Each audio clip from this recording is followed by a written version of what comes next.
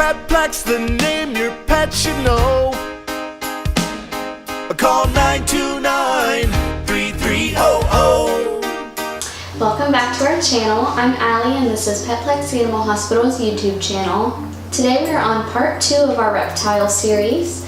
We are going to be talking about bearded dragons.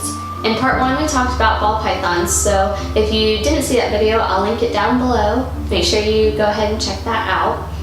Again, I wanted to say a huge thank you to Brooke Gearhart who helped me with this video. Without her time and her knowledge, this video really wouldn't have been the same. So thank you again so much, Brooke. We really appreciate it.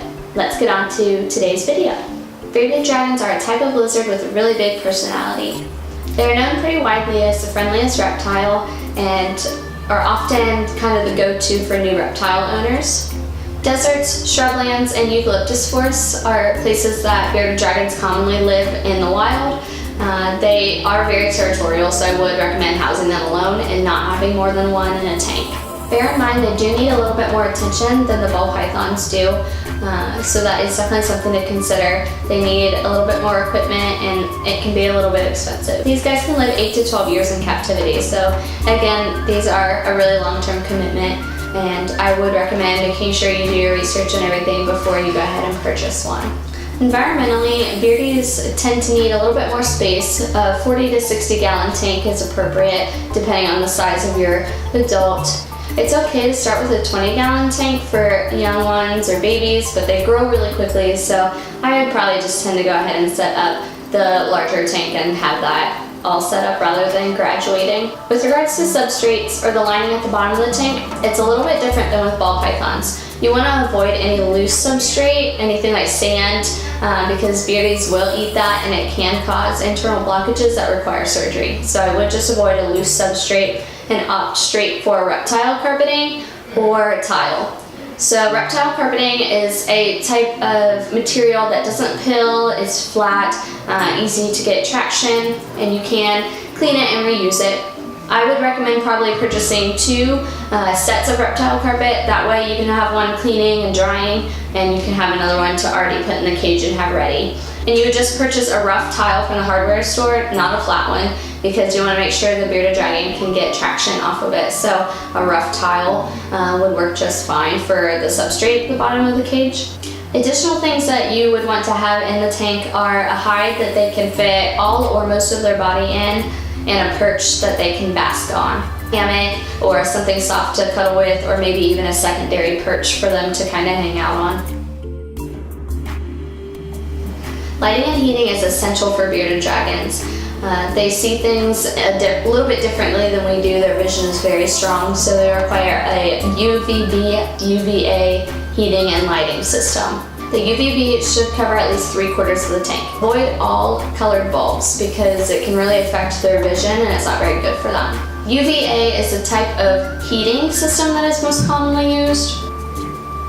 We also refer to this as a basking light. Without the proper UVA, UVB system, bearded dragons can't metabolize certain minerals, and this can cause a lot of health concerns. Ideally, half the tank would range from 70 to 80 degrees, and the other half would be 80 to 90 degrees. The lighting is expensive, and the UVB should be replaced about every 6 months. The lighting should be on for 12 to 14 hours and off for 12 to 10 hours.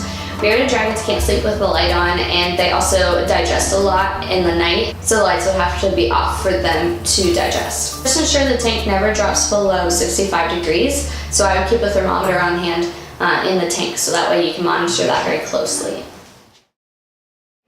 Bearded dragons generally prefer to have a water bowl that they can get inside of. They may just hang out in there. Being a desert species, most of them won't drink from it. Some will actually drink standing water. Most of them just rely on vegetables and fruits for their daily water intake, so vegetables are going to be a huge part of their diet. Bearded dragons are omnivorous, which means that they need both insects and vegetables to survive. They can have fruits, but not really every day. It's more of a treat type basis. Common vegetables that are fed every day are turnip greens, dandelion greens, arugula, mustard greens, cabbage, and sweet potato. The insects that are most commonly fed are Dubai roaches, crickets, and superworms. Fruits that can be given every day are mangoes, papaya, and prickly pear. A few treat options would be basil, mint, sprouts, Swiss chard, zucchini, banana, blueberries, and honeydew melon. Diets for adults should consist of about 80% vegetables and 20% insects. If you switch that around, that's more appropriate for a juvenile. So 20% of vegetables and 80% of insects would be appropriate for a baby bearded dragon. Bearded dragons should be fed every other day to an everyday basis. It just kind of depends on the size and age of your bearded dragon. Generally, younger ones would be fed every other day and adults would be fed every day. Bearded dragons do tend to develop a lot of health issues, and most of them, again, are related to their environment and the way that they are kept. Common problems are yellow fungus, upper airway disease, metabolic bone disorder, internal blockages, and adenovirus, all of which do require veterinary attention. So those aren't things that you can kind of adjust something and see how it goes. You would want to seek a veterinarian's advice pretty quickly. Again, for all of you local viewers, MedVet and Hilliard and Animal Care Unlimited do see exotics. I would recommend having a veterinarian picked out ahead of time before getting any kind of pet. Just that way you have a veterinarian available that you know that can help you out in the event of an emergency. Well, I think that sums up bearded dragons. Thank you guys so much for watching. If this video helped you out or you enjoyed it, go ahead and hit the thumbs up button.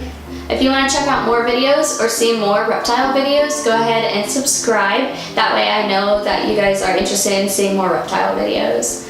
Thank you guys so much for watching. I really appreciate it, and I hope to see you next time. Thanks, bye.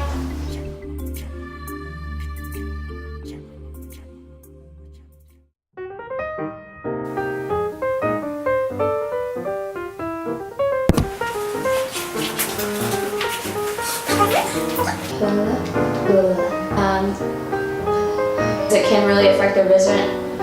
Dragons can't